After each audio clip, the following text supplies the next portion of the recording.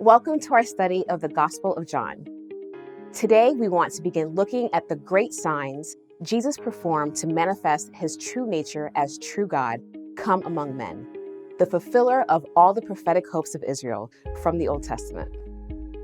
It is interesting that the first miracle Jesus performs is at a wedding reception, where he turns water into wine.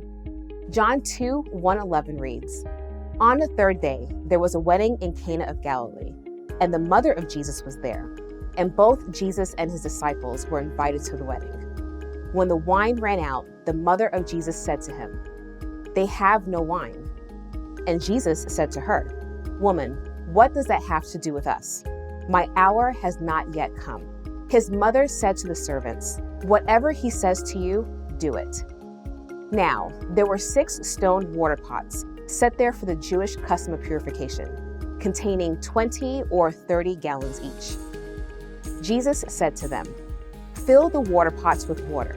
So they filled them up to the brim.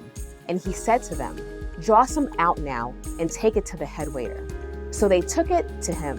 When the head waiter tasted the water, which had become wine, and did not know where it came from, but the servants who had drawn the water knew, the head waiter called the bridegroom and said to him, 'Every man serves the good wine first, and when the people have drunk freely, then he serves the poorer wine. But you have kept the good wine until now.' This beginning of his signs Jesus did in Cana of Galilee and manifested his glory, and his disciples believed in him." Some find it difficult to understand why the first miracle of Jesus would be saving a family, even his own family, from public embarrassment for running out of wine at a wedding. What is John actually trying to show us here? Well, in addition to being a literal miracle of our Lord, this story is also a beautiful and layered allegory. It is significant that Jesus' first manifestation of his messianic glory would take place at a joyous wedding feast, celebrating and blessing fruitful human union. First, we might muse that in Genesis 2, on the heels of creating the cosmos, God makes woman from man and oversees the first of all weddings. He blesses the union. We might also note that the Messianic age is predicted to be a time where the nation, often presented as the bride of God, will overflow with wine.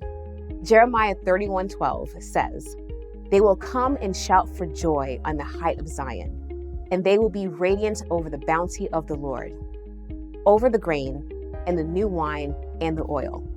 These words lead to the hopeful celebration of a coming new age with a new covenant of renewed hearts. Jeremiah 31:31. We even find the joy of the messianic wedding in Psalm 45.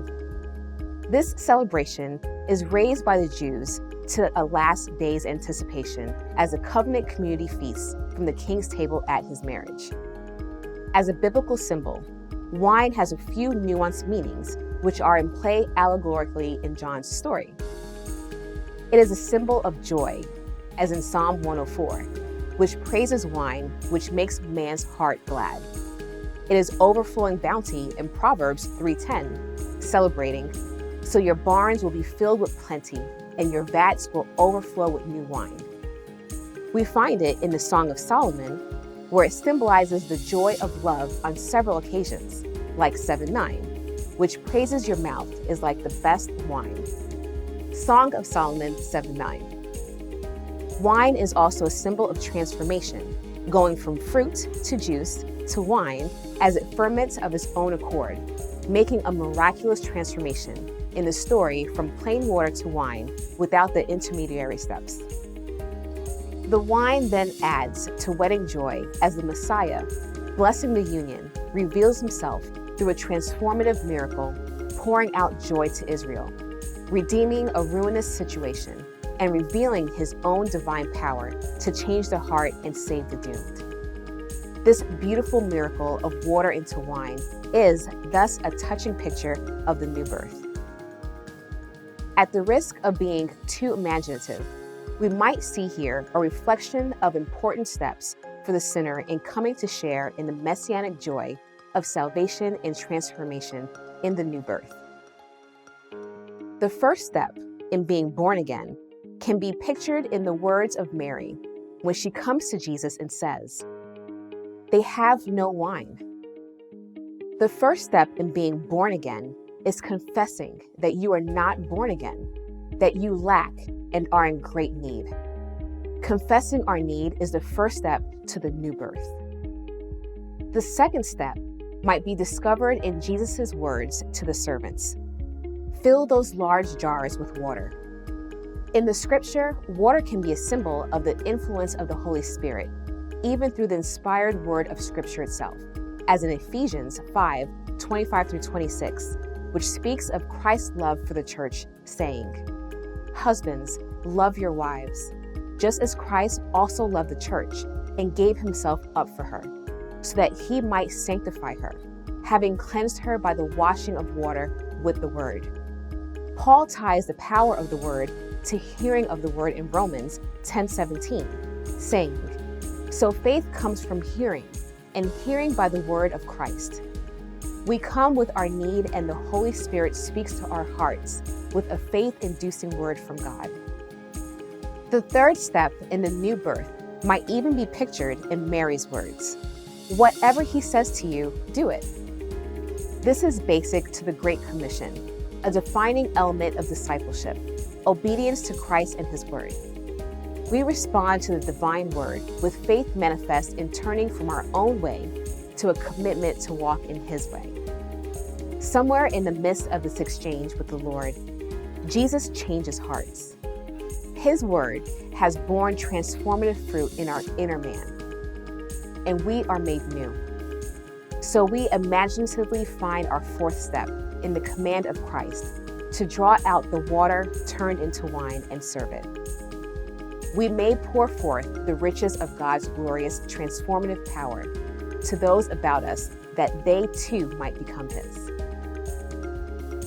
Now recall that John writes so that we might believe in Jesus and experience a new life in him.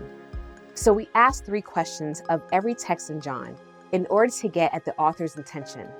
Who is Jesus? What is faith? And what is life? Who is Jesus in the 2nd chapter of the Gospel of John? He is the miraculous transformer of hearts, the redeemer of lives, the bringer of joy. What is faith in chapter 2? In chapter 2, faith is knowing that though you lack, that Jesus has the power to save. It is walking in obedience to his word, even when the commands seem odd. It is being won to an even deeper conviction of who he is and what he can do by tasting of the glorious transformation that comes through him. And what is life, according to John? Life is being born again and experiencing this new life. Life is also knowing that you have entered into a fellowship with Jesus Christ, where you have committed to him and he has committed to you. Where you are overwhelmed with the knowledge that you are part of the biggest thing that has ever happened among men. Jesus is your Lord. Let's turn now to John chapter 3, where Jesus has a discussion with a devout rabbi named Nicodemus about the new birth. In John 1, we are told of the redemption through the Lamb of God. In John 2, we witness Jesus' manifestation of divine power, giving a redemptive, messianic blessing to a wedding and pouring forth a transformative miracle of joy and salvation for Israel, all picturing the new birth. When John gets to chapters 3, 4, and 5, he gives us illustrations of individual people who are confronted with this new birth. The first one confronted by the realities of the new birth is a rabbi named Nicodemus, who was a noble and honored religious leader in Jerusalem. In John 3, Nicodemus comes to Jesus at night and announces his faith up front, saying, "Rabbi, we know that you have come from God as a teacher, for no one can do these signs that you do unless God is with him." John 3:2. When Nicodemus makes this declaration, Jesus feels free to get to the point, saying in John 3:3, "Truly, truly, I say to you, unless one is born again, he cannot see the kingdom of God." This is a shocking statement and a puzzle, so Nicodemus queries, How can a man be born when he is old? He cannot enter a second time into his mother's womb and be born, can he? Jesus replies, "Truly, truly, I say to you, unless one is born of water and the Spirit, he cannot enter into the kingdom of God. That which is born of the flesh is flesh, and that which is born of the Spirit is spirit. Do not be amazed that I said to you, you must be born again." Now, what does that really mean to be born again? As we approach the subject of the new birth, first of all, let us ask this question. What is the purpose of the new birth? According to Jesus, Jesus says, "Truly, truly, I say to you, unless one is born again, he cannot see the kingdom of God." John 3:3. So we see that the primary truth here is the kingdom of God, not the new birth. The new birth is a means to an end. The kingdom of God is the end goal. So, what is the kingdom of God?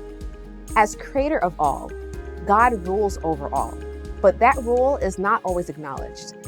The kingdom of God, therefore, is the realm over which God's rule is embraced. Its greatest manifestation at present is inside the hearts of those who bend their knee to God's authority over them. If you are submitted to God's rule, then the kingdom of God is within you, and you are within it. Many believe that the kingdom of God is going to heaven after we die. Not so. The kingdom of God can be present in your life now, as soon as you receive Jesus as Lord. The joy and blessing of the kingdom begins now in our hearts and comes to fruition at Jesus' second coming, when every knee will bow and every tongue will confess the lordship of Christ. That is the point of the new birth. It's the admission ticket to the kingdom of God. As for the how in Nicodemus' question, Jesus reminds Nicodemus of the time when God sent deadly snakes among the Israelites to punish them and push them back to him. God has Moses make a bronze snake and hold it up on a pole. Those who believe his promise can make their way to look up upon the serpent and find healing. Some do and live. Others won't and die. Jesus compares himself to that serpent, saying in John 3:14-15, "As Moses lifted up the serpent in the wilderness, even so must the Son of Man be lifted up, so that whoever believes will in him have eternal life." Jesus is God's remedy for the sin condition and the looming death that it promises.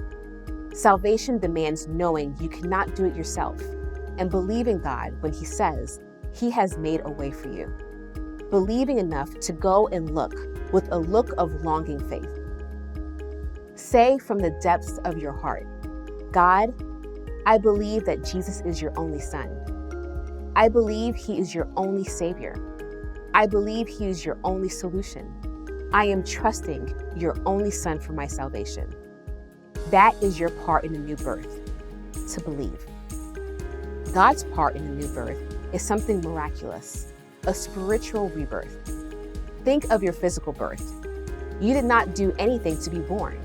So when Jesus says, you must be born spiritually, he is not speaking of something you wrestle out for yourself. God will change you. God will hit the reset button on your soul. All praise and glory goes to God, who graciously saves and remakes us.